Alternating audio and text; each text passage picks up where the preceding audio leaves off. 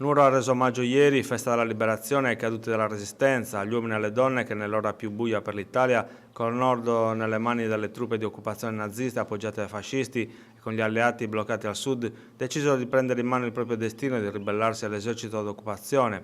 L'epicentro delle celebrazioni, promosse dal comune di Nuoro, dalla prefettura, all'Ampi provinciale e dall'Istasac, è stato il cimitero da Saimanca, dove riposano le spoglie mortali del tenente dei bersaglieri del Regio Esercito Antonio Mereu, medaglia d'oro della Resistenza. Dopo dall'8 settembre Mereu entrò a far parte delle Brigate Partigiane Giustizia e Libertà e Garibaldi. Attila, questo è il nome di battaglia di Mereu, cadde combattendo i nazisti il 12 ottobre del 1944 a Brisighella, in provincia di Ravenna.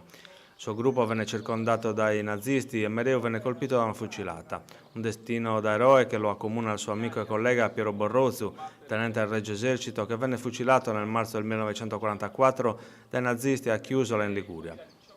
Si consegnò per evitare che venisse trucidata la popolazione civile. Alla cerimonia di deposizione della corona d'alloro sono intervenute le autorità civili, militari e religiose, con in testa il presidente del Consiglio Comunale Fabrizio Beccu e il presidente dell'Ampi Graziano Pintori, che hanno ricordato la figura di Antonio Mereu, che a poco più di 23 anni fece una scelta netta di campo che pagò con la vita. Dal cimitero di Saimanca ci si è spostati in piazza Leonardo da Vinci, nella sede dell'Ampi provinciale. Qui si è svolta la breve cerimonia di intitolazione della sede ad Agostino Chironi, per tutti il Ziudiddino, antifascista nuorese. Tipografo di professione, venne accusato dei reati di ricostituzione del Partito Comunista e propaganda antifascista e condannato dal Tribunale Speciale nel 1928 a 7 anni di reclusione.